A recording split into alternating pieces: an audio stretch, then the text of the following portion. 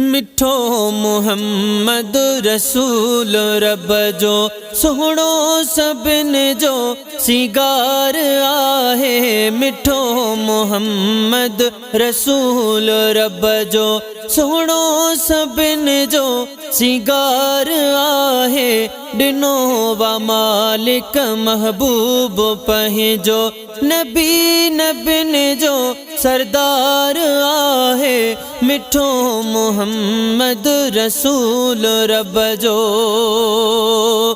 सुह सुहारी खल्किया खालिक गुरु मलाइक उन जा आशिक।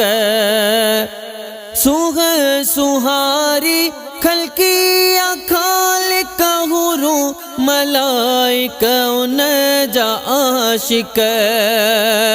हजार नाइब हजार नाइक पीरी सभिन जो पगदार आहे।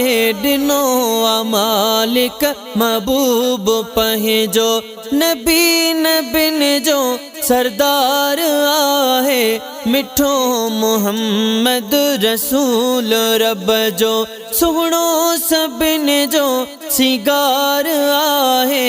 मिठो मुहम्मद रसूल रब जो सुहणो सभिन जो सिगार आहे। डिनो आ मालिक महबूब पंहिंजो नबी नबिन जो सरदार आहे। मिठो मुहम्मद रसूल रब जो मिठो आ मुनवर हुजूर पगे जो दीन सचो वा दस्तूर तहजो। मिठो मुनवर हुजूर पगे जो दीन सचो वा दस्तूर तहजो। नूर अखिन जो सुरूर दिल जो मिठो असांजो मंठार आहे। डिनो आ मालिक महबूब पंहिंजो नबी नबिन जो सरदार आहे। मिठो मुहम्मद रसूल रब जो सुहणो सभिन जो सिगार आहे। मिठो मुहम्मद रसूल रब जो सबक सच जो जारी रखियो जन अमीन हक जो साणी सचो तन। सबक सच जो जारी रखियो जन अमीन हक जो साणी सचो तन। अचन दर ते परे न पल थियन अचन दर ते परे न पल थियन उहो अड़न जो आधार आहे। मिठो मुहम्मद रसूल रब जो सुहणो सभिन जो सिगार आहे। डिनो आ मालिक महबूब पंहिंजो नबी नबिन जो सरदार आहे। मिठो मुहम्मद रसूल रब जो सुहणो सभिन जो सिगार आहे। डिनो आ मालिक महबूब पंहिंजो नबी नबिन जो सरदार आहे। मिठो मुहम्मद रसूल रब जो मञे मञो जल मिठो मुहम्मद अल्लाह बेराजी उनल ते अहमदे।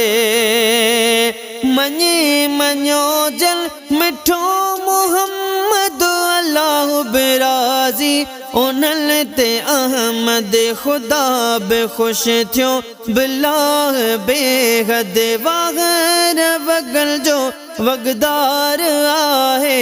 डिनो आ मालिक महबूब पंहिंजो नबी नबिन जो सरदार आहे मिठो मोहम्मद रसूल रब जो सुगणो सबिन जो सिगार आहे दिनो आ मालिक महबूब पगे जो नबी नबिन जो सरदार आहे मिठो मोहम्मद रसूल रब जो लथो अफुरकान कुरान जगते ईमान आदो वारिज़वान उनते